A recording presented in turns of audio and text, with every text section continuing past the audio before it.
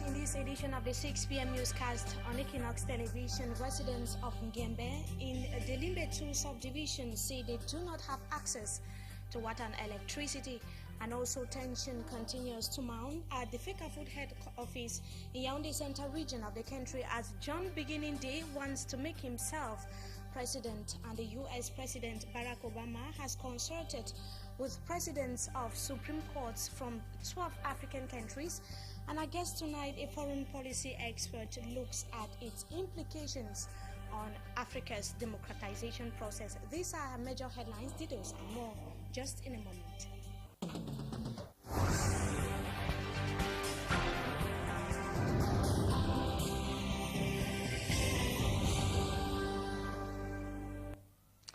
Thank you so much, viewer, for joining us in this edition of the 6 p.m. newscast on Equinox Television. We begin right away here in the economic capital Douala, where a heavy-duty truck was found to, or was discovered to have fallen on some stationed vehicles at the Pekaso neighborhood in the Douala Free area. The truck is reported to have destroyed some of the said vehicles, as Mfohansen Chanji tells us in the following report.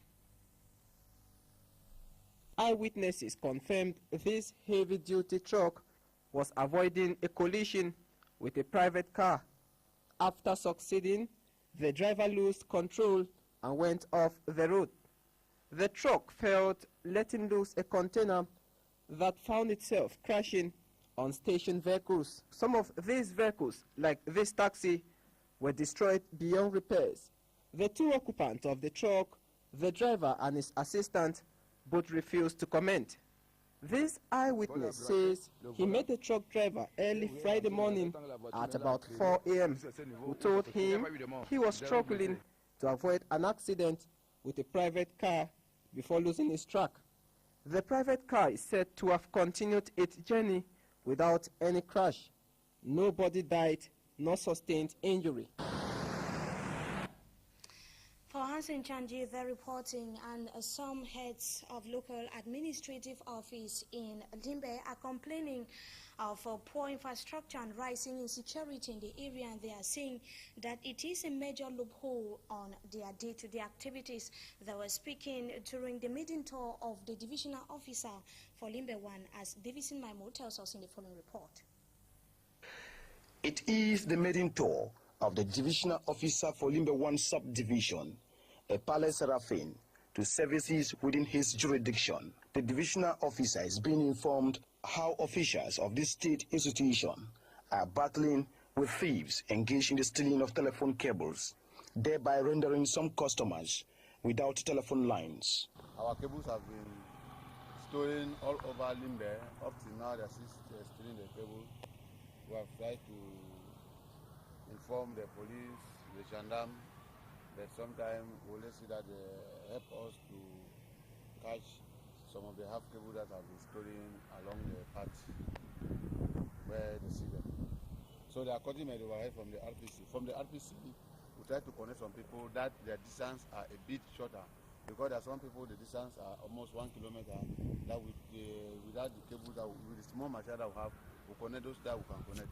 Those that cannot connect, they wait for the material that will come and they will connect them. The director at the social center, on her part, said the staff of the center are more vulnerable than the vulnerable persons who visit this center. During rainy seasons, when it's light, you have leakages all over. We have made several projects and even reminders to the Ministry of Social Affairs, but so far we are still awaiting the response.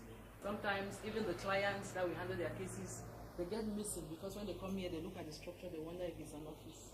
Mr. Epale Serafin equally visited private radio stations within the Limbe municipality, where he was told by the proprietors on difficulties faced by the radio stations. The tour is for the new divisional officer to acquaint himself with services within Limbe 1 subdivision.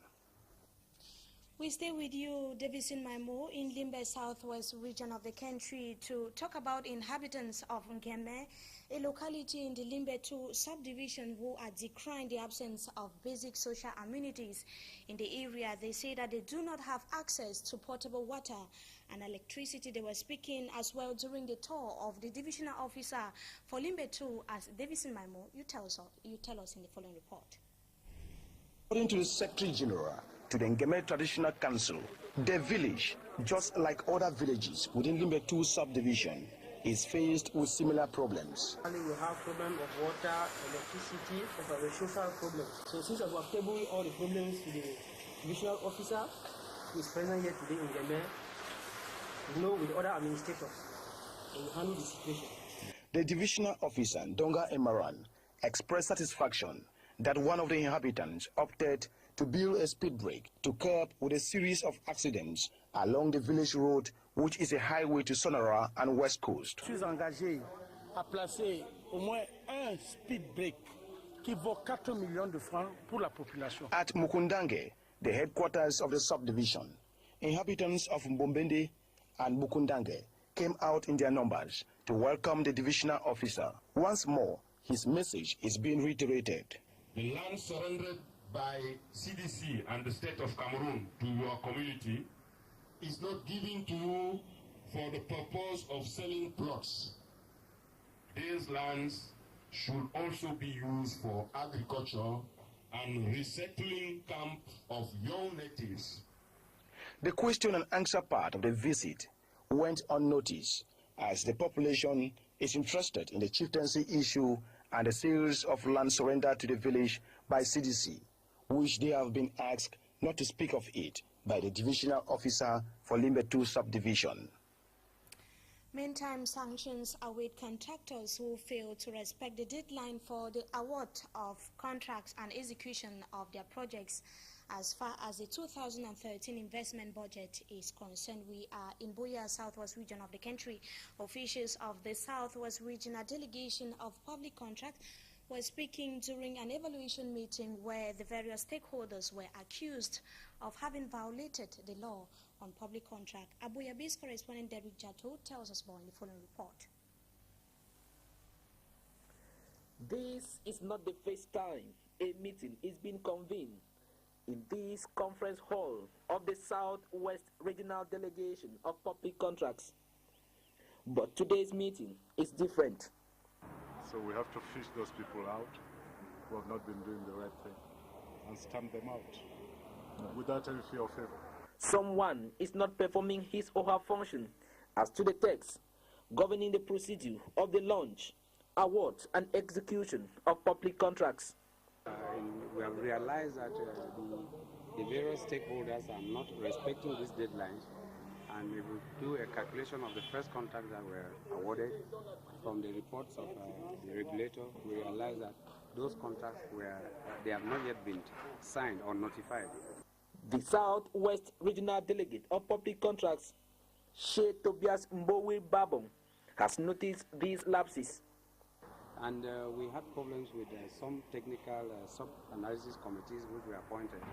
And I wanted to make sure that the regional president and divisional presidents of the tenders board should make use of a repertoire of experts which we have at our disposal. This meeting, which has brought together stakeholders among regional and divisional presidents of tenders board, the regional delegate of public contracts regulatory agency, and the divisional delegates of public contracts, was to look for the immediate way forward. And a fire incident last night is said to have consumed an entire compound in the Dogbong neighborhood in the Douala 5 municipality, and the flames reportedly sparked off following the sudden return of electricity in the area, and we hear that enormous material damage was recorded. We talk sports football. Tension is still reigning at the Fecafoot head office in Tinga, Yaoundé Centre region of the country following the heavy deployment of troops or of security forces, or rather.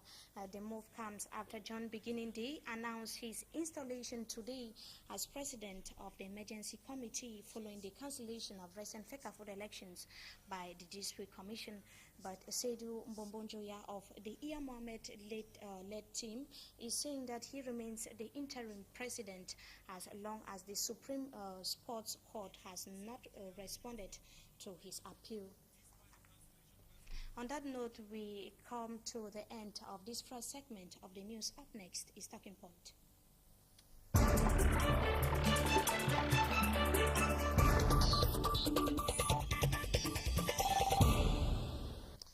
Tonight we are having a foreign policy expert as our guest to tell us about the visit of the United States President to Africa, to some 3 African countries, precisely Senegal, Tanzania and South Africa. So far he has already visited Senegal and he is yet to visit Tanzania and South Africa, where they are still praying seriously on the critical condition of South African President Nelson Mandela. Good evening, Dr. Ali Kedem. Good evening. Thank you for joining us today. Good evening, ma'am. Thank you for having me.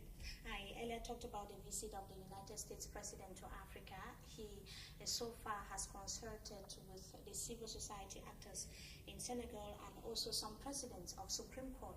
But before we look at the implication of his consultation with those 2 institutions, like earlier indicated, why the visit to Africa? Yes, why the visit to Africa is, I would say, is economic motivated. It's based on the economy, because America has just found out that they are behind in Africa, whereas China, Brazil, and Turkey has taken a hold in Africa. They are ahead in Africa, and Africa is considered to be the continent of economic growth for tomorrow. So it's a place for business, and that's why the American president is visiting Africa. Don't take it, he's not here as a son of Africa. He's here as the president of the United States of America. And this is you can look at the delegation that accompanied him. You have 600 business people with him. So this is a business motivated visit. Highly business motivated. Yes. Now let's take a look at, and it boils down to the AGOA policy that was instituted still by the United States of America to strengthen ties between the U.S. and African countries, especially economic ties. So many analysts are suggesting that it is as a result of the failure of the AGOA policy that Obama is somehow in Africa as well. Yes, AGOA failed because AGOA was designed to, let's say, prepare Africa as a ground, as a place for business for American companies. And it was designed to allow African countries to import into America duty-free and quantity-free goods. But the problem is market access is different from market entrance. You can have access to a market and you might not enter this market because of the quality of the standard. Because you don't meet the standard of that market, you will never get into the market. So AGOA gave access to the market to African countries, but to African countries, but they did not have enough quality. They could not meet the American standard, and that's why they couldn't have the market entrance. They couldn't really sell in the American market, and that's why AGOA failed. Now, Obama, he's a Democrat just like Clinton, who put in place AGOA. So he's trying to find another way to do business with Africa. Because in the American philosophy or the American policy, the way to help Africa is to do business with Africa. It's not to come and try to give money, to give handout to Africa. It's to do business to Africa. And that fit with the Americans' model, the free market society. They want to expand that to Africa, knowing that if they expand that to Africa, it will be a win-win situation for America and for Africa. Apart from seeking ways of strengthening the ties between Africa and the United States of America, he happened to have consulted, like I earlier indicated, with presidents of some 12 presidents of Supreme Court of some 12 African countries. Right. And you equally, we see Benin was also there, the president of the Supreme Court of Benin, Gabon, and Senegal, just to name a few, were actually present. What's your impression as far as that is concerned? It's in a diplomatic arena. I mean, he's there to strengthen ties between African Supreme Courts and the American Supreme Court. It's just a matter of collaboration to strengthen the ties between as I said earlier, between the Supreme Court courts of Africa and the one of and America. In the course of doing that, he underscored the importance of the judiciary, an independent judiciary in a democratic system. Right. And he said it is very, very important for African countries to have an independent judiciary, and that he would guarantee that it is put into place. Right. I mean, one of the goals of America is known to be expand democracy across the world, and that was the motivation behind the invasion of Iraq and some other foreign policy of America. So what I'm trying to say is he can guarantee that, but he will not come and let's say vote or put in place laws, because Supreme Court of every country is put in place by constitution, by the constitution of that country, and it's the people of that country who decide of the provision of their constitution. So the president of America doesn't have, he cannot really change the constitution of a country. He can only advise the country, advise those Supreme Court, and maybe by strengthening the cooperation between those African countries and America, they will exchange best practices, and at the end, that would, let's say, give them some insight to change the law locally in order to foster democracy, in order to foster the rule of law, because it's about the rule of law. And for the rule of law to hold and the democracy that he mentioned and that you are talking about to take place, the judiciary must be independent. That's what he underscored. Absolutely. And I don't know, I don't think that he's saying something new. I can tell you that everybody knows that. And when people choose to do it other way or differently, most of the time is politically motivated. So we all know that it's not a secret to anybody that for the rule of law to take place, they need to have an independent judiciary. They need to have an independent, the three part of government, branches of government should be established and should be independent. We all know that. But what Obama can bring in is to, let's say, promote democracy, to help. Maybe sometime we don't have a sufficient financial means to, let's say, go to run elections, to put people in office, and to allow democracy to flourish, to go ahead, as you can see in this country where we keep postponing. So to you, some of the flaws that mar elections maybe in Africa as a result of limited finance, is that what you think? Right, that's the excuse that the politicians That's an excuse. That's an excuse. Is yes, that a reality? Is that what most of the time it's not a reality, it's an excuse. But by saying that we have money, we can help you, we can assist you financially, that excuse will not be used anymore. And they will have to go to the election and do the right thing. So just to find out from you, from these 12 presidents of Supreme Courts, these 12 presidents from 12 African countries, we see countries that President Barack Obama is not actually visiting, like Gabon and Benin, but we saw their presidents represented. Why was Cameroon exempted? Yeah, that's a good question. They should have been there, because at least they should have met with the president of the, let's say, the most powerful nation on earth. They should have maybe listened to him, listened to what he has to say, and they should have come out with something positive.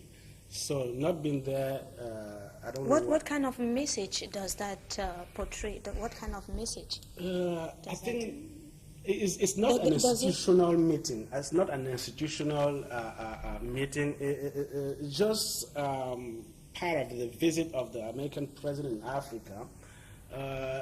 It will not send it will not send a sound message. Because some political analysts are confirming, or they are saying that it is confirming Cameroon's dependence, or the fact that the Cameroon's judiciary is not independent.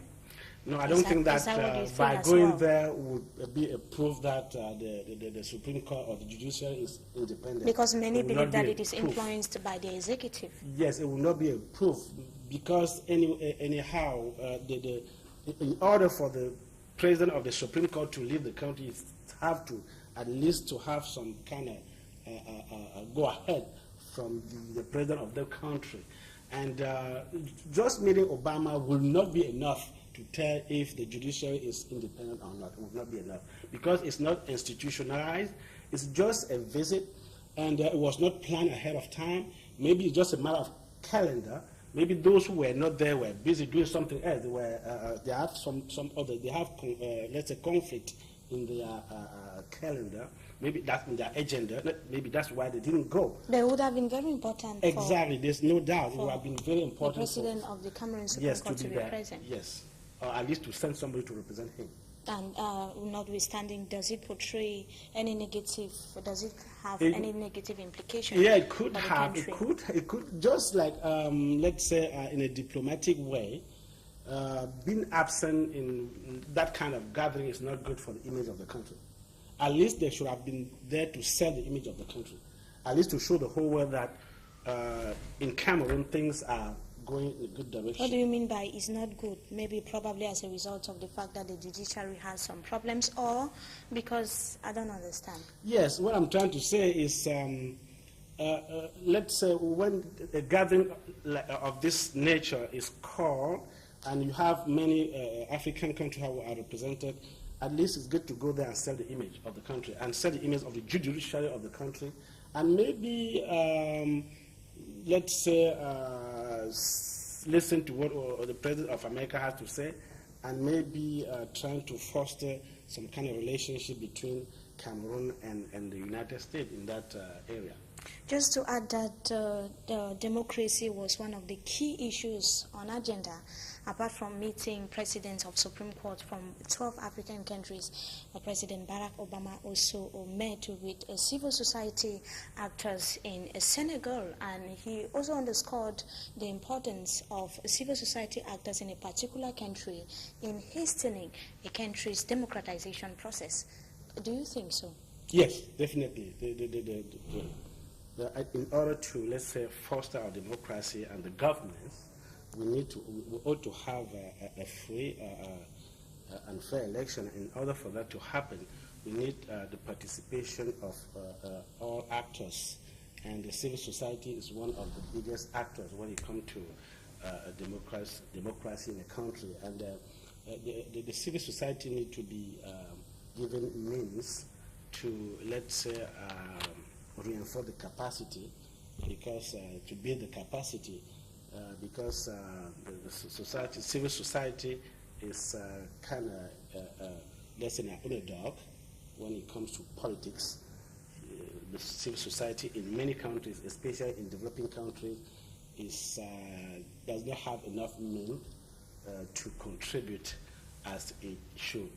So the American president could help in that way by providing the means, by providing avenue for capacity building, by providing avenue for, let's say, because the civil society need to be able to go out there and lobby to have the government do what they need to do to, let's say, take care of the well-being of the population.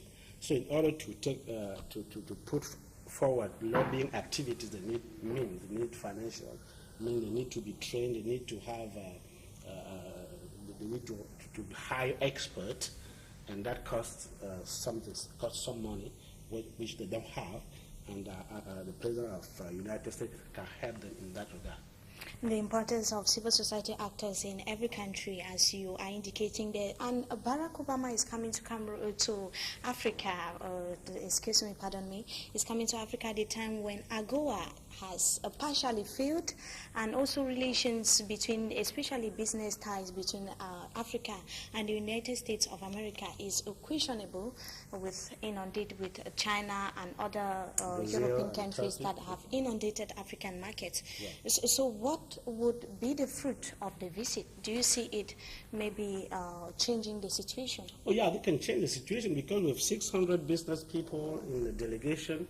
And if they happen to sign, let's say 50% of, if those 600 can sign just 300 contracts with African companies or African businessmen, that would bring some kind of development.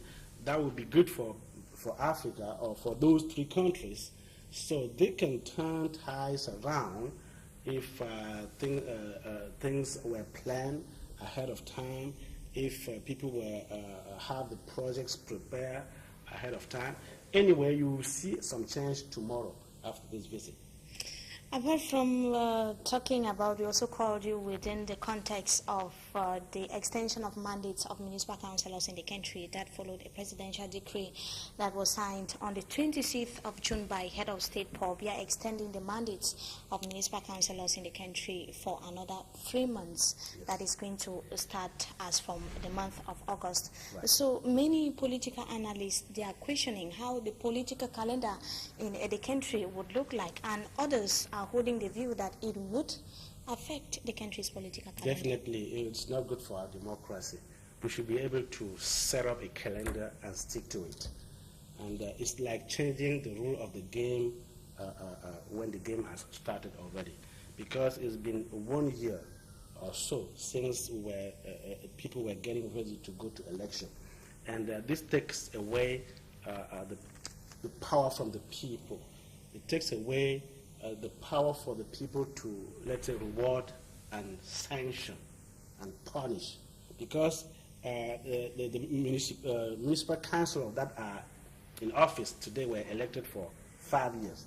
So the people of Cameroon were supposed to come 5 years after and reward those who did well and punish or sanction those who did bad and bring some new blood in to manage the affairs of the public affairs. Now that by the way of decree, they cannot do that. That poses a problem of legitimacy. It's legal, it solves the problem of legality, but it creates another problem of the one of legitimacy. Those councillors in office are not legitimate anymore because the legitimacy comes from the people. They were elected for 5 years. The 5 years over. They should have been out of the office since.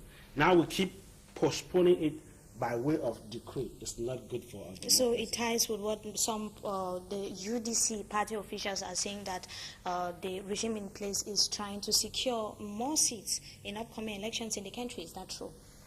Could be, sure. But this is politically motivated. That's not good for our country. Thank you so much, Dr. Arian Nictedem, for joining us tonight on Talking Point. You are welcome. A foreign policy expert, Dr. Arian Nictedem, joining us tonight on Talking Point. And that brings us to the end of this edition of the 6 p.m. newscast on Equinox Television. We thank you so much for your keen attention. Meantime, wishing you a blessed weekend in the company of our programs.